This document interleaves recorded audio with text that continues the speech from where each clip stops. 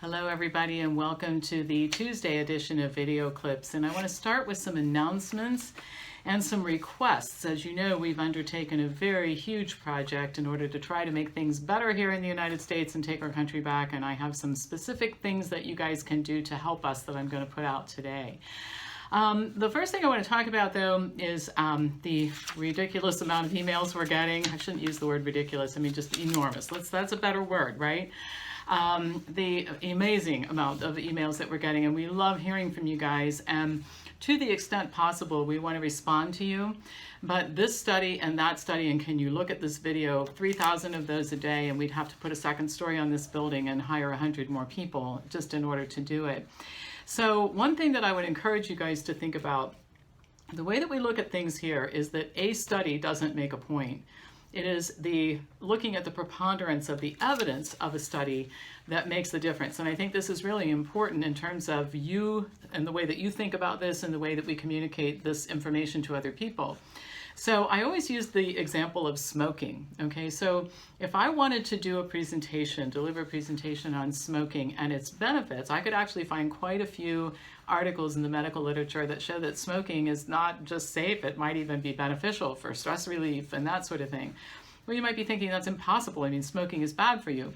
Well, if you look at all of the evidence, a collection of the evidence, meta-analyses, and a lot of data, you find out that while there are a few studies out there showing that smoking might give you some type of advantage, like reduce your stress, there are so many more reasons not to smoke because of its detrimental effects on health that you're certainly not going to take up the habit. And so when somebody says, here's a study that shows masks are good to wear, well, that's lovely. Here's a study that shows that smoking reduces your stress. It's only when we consider the bigger body of evidence that we really get the right story about what's going on. We teach our members how to do that here. They're not so taken in by a study, this study, that study, this person, that doctor, I read a book, you read a book on a website, and all that kind of stuff, because you can't get anywhere with that. You have to analyze data using a prescribed formula, which we do, and looking at a body of evidence, which we do. In terms of newsletter, you guys call or write and ask for specific articles. We can't do that here. We just don't have the capability of doing that. However, if you're a subscriber, you get the referenced articles that I prepare every week. A couple of them are editorials, most of them are referenced articles. And if you are a new subscriber, we'll send you the back articles so that you have them that way. But we just can't every week have a, people hear about what's in the newsletter. Oh, I want that one. We can't do that here. Now I'm going to get to some updates. Okay, so the first thing is Make Americans Free Again, going well. We are getting the numbers I was looking for from the beginning. One thing that we're particularly proud of is with the school situation the way that it is. We're opening, we're not opening, we're opening, we're not opening, and then when we are opening, the draconian, ridiculous restrictions. I mean, these people are creating a psychological environment that is damaging to children of all ages and adolescents. I don't think anybody wants to send their kids there. We have helped a lot of people figure out how to homeschool. We have conference calls every week, 3 of them a week. We have even personal attention. If you really can't figure this out and you need somebody to help you one-on-one, we will get somebody to help you one-on-one. If you want to get your kids out of school, then we'll help you get your kids out of school. And I strongly recommend it because of what I just said. So anyway, MakeAmericansFreeAgain.com. We have a huge homeschool resource center. I mean, it goes on for layers upon layers upon layers upon videos, upon articles, upon lists. So there's lots there. Most people can probably find what they need on the site, but if you need more, we have conference calls every week, and we also have one-on-one assistance for you too. If you want information about homeschooling, one of our wonderful colleagues who is donating his time to this, Ken Celabucky, his email address is kenc@makeamericansfreeagain.com. You can email him and he will take care of what you need. Sign you up for the conference call, arrange for somebody to help you, direct you to things on the site, whatever it is that you need. Okay, so you can email him about that. And then on to the next thing. We're very excited about this. We are gathering lawsuits and complaints and verdicts and all kinds of things to put in what is the next project we're taking on, the Legal Resource Center. And what this is going to be for is, let's say that you're in Kansas City, Missouri, and you want to file, or your attorney wants to file a mask lawsuit. You can go to the website. You'll be able to look at all the mask lawsuits that we've been able to put together on that site, see what the arguments that have been made, that sort of thing, and it'll all be there. And it'll be there for government overreach and emergency orders that are challenged and all that sort of thing. So go on ahead and send us lawsuits. We're going to be posting them. Now, along that line, here's where I'm going to get to my requests, and we'll get to the, I want to talk about testing in some detail in a minute here, but I want to get to my requests first, what I need for you guys to help me with, okay? I am getting emails every day, and so are a lot of other people, from folks who say that they have a friend who made an appointment to go get tested, went to the testing site, when they got there, found out that the line was too long, had to go to work, or something happened and they couldn't actually, or they never even showed up. And then a week or two later, they get something in the mail saying that, oh, well, we found out that you're positive. Okay, you get a positive result in the mail. Well, obviously, a positive result for a person who never even showed up to take the test is a problem. Now, what I need is I need actual people who will sign a letter saying that this happened to them and provide the testing facility and the date that they were supposed to be there. There are lots of ramifications of this. One is that the centers that are doing this are committing fraud, and we can go after them for that. And the second thing is that if the testing is wrong, everything else is wrong. So I think you can figure out what I'm talking about here. Please do not send me a letter or an email saying that I know somebody. The person who you know has to send it to pampopper@msn.com, and I want hundreds of them. I've heard about hundreds. Now I need to have hundreds. Okay, pampopper@msn.com. Here's another thing I need. I need lawyers in every state who are experienced at filing lawsuits, or experienced in defending, I should say is a better way to put it, DUI cases. I don't want to disclose publicly what we have in mind, but there's a particular skill set that attorneys who defend drunk drivers have that I'm looking for. I don't want you to defend any drunk drivers. That's not why I'm asking you to contact me. I have something else in mind that I want to talk to you about. Now, please do not send me emails saying, I know a guy and you can contact him over here. I need that guy to contact me, okay?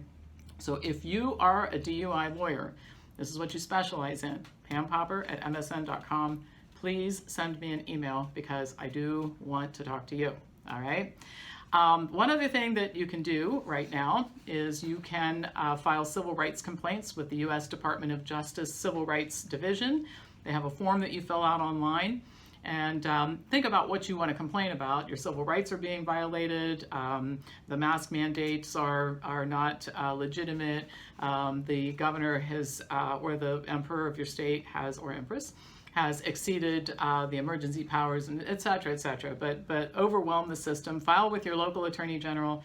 We just need to overwhelm the system with complaints. All right? So I think that's enough for right now in the way of announcements. I will keep you updated through these videos and through the newsletter and that sort of thing about what's going on in terms of our fight for freedom and to take our lives back and to help people who need help, whether it's the family who wants to homeschool children or people who are in trouble in other ways too. We're doing our best here. And if you love what we're doing and you want to support us, buy stuff from us. We're trying to stay away from nonprofits and all kinds of other things that become problematic over time. So WellnessForumHealth.com. You can buy products, courses, enroll in our school, lots of things that you can do. We appreciate all of that. You guys are really doing a lot of that. It helps because this is not an inexpensive project as you might imagine to do all of these things. All right, so I want to talk about the testing. And this is why we need the people to get in touch with us who have had this experience. So the Connecticut State Department of Health reported on Monday, July 20th, that a flaw in the COVID testing that they were doing in Connecticut resulted in at least 90 false positive tests. The problem is bigger than just those 90 tests, but here's what happened. Between June 15th and July 17th, 144 people were told they had positive results after their specimens were analyzed by Thermo Fisher Scientific in Waltham, Massachusetts. All right.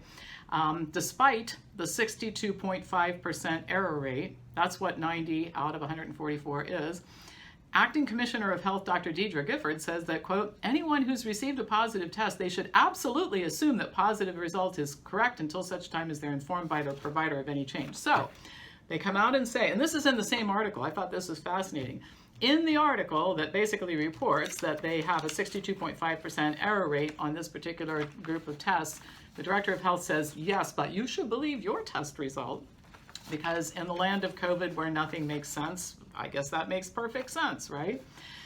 Okay, what's going on in Texas? Texas state health officials are investigating a high incidence of false positive COVID-19 tests for both residents and employees at 3 particular nursing homes. So Snyder Oaks Care Center, 39 residents and employees tested positive. Most of these particular people, the residents particularly, had symptoms, so they transported all of them to a local hospital where they were tested again, and this time 100% came back negative. Now they're all being tested again, and I can't fathom why. Obviously something is wrong. Any of you who are familiar with statistics know that 100% positive followed by 100% negative is completely statistically impossible, so something terribly is wrong, and why we are not completely suspending the testing program, I do not understand at this point in time. Now, the same group that tested the residents and staff at this nursing home also collected specimens from first responders, law enforcement, and people working at the local jails. So the problem is not limited to just this nursing home. This group has been testing all over the place, and now you get an idea of what the problem is. All of these orders to wear masks and close down and all the stuff that's going on is based on the fake tests. What we have to do is prove that the tests are fake. Please send me your firsthand accounts of what's going on. Now, more out of Texas. Eastland and Cisco nursing homes. County officials were notified that 19 people tied to these homes tested positive. None had signs or symptoms, and these are being retested as a result. Florida's testing debacle. Ron DeSantis, and I thought this was wonderful because now we have an actual, it appears to be, legitimate public official who has not been corrupted by whoever is corrupting public officials and turning them into despots these days, states that, quote, there's a testing industrial complex now that might be inflating positive test results. Now, you might remember I reported last week about the testing debacle in Florida where there were over a dozen, I think it might have even been 18 centers that reported all of the tests they did in one day were positive, which is statistically impossible, all right? So even if you are hanging on to some belief that any of this that's going on is legitimate, you've got to be looking at data like this and saying it just can't possibly be. During an appearance on Fox and Friends, he was asked about the growing number of people who claimed that they never got a test but were notified and listed as having tested positive. He said that none of these cases originated from centers operated by the state of Florida, and he specifically asked people to contact the state. So this particular politician seems to have some natural curiosity and still seems to have some type of moral compass, which is really rare. The others have abandoned all pretense of even caring about their subjects. So anyway, he wants to hold people accountable. And, perhaps this will encourage DeSantis to do what the governor in Georgia did, which is to just vacate all the mask orders that are increasing in other parts of Florida. And I think the funniest ones out of Florida are the mandates that say you must wear your mask at home. So I was trying to think, how would, if the Emperor DeWine here in Ohio, the little despot, decided that he wanted everybody to wear a mask at home, how would they actually enforce that? And I'm thinking they probably would have detectives with the mask police, walking around your house, looking in the windows and that sort of thing to make sure that if I'm working in my office at home, I'm wearing my mask because I could get COVID from myself, right? I don't understand the logic at all. Well, there is no logic. It's just criminal behavior. All right, so now as if this isn't enough, we'll go on. On June 16th of this year, the FDA issued an update encouraging the use of pooled testing. Now, wait till you hear this. This technique allows a lab to mix several samples together in a batch or pooled sample, and then test the pooled sample using a diagnostic test. For example, 4 samples could be tested together using only the resources needed for a single test, and if the pooled sample is negative, it can be deduced that all the patients were negative. If the pooled sample comes back positive, then each sample needs to be tested individually to find out which was positive. And the benefit of this, gotta love these people, because the samples are pooled together, ultimately fewer tests are run overall, meaning fewer testing supplies are used, and results can be returned to patients more quickly in most cases. However, because samples are diluted, which could result in less viral genetic material available to detect, there's a greater likelihood of false negative results. So it isn't really important if the results are accurate. I mean, if you take a look at what's going on around the country, and I'll get to that in another video clip this week about the arrests and all that sort of thing. We're arresting people and quarantining people, and we're taking their livelihoods away, and we're wearing masks all day. I mean, who wants to care about accuracy when those are the only consequences? We're closing the schools. We've turned family members against one another.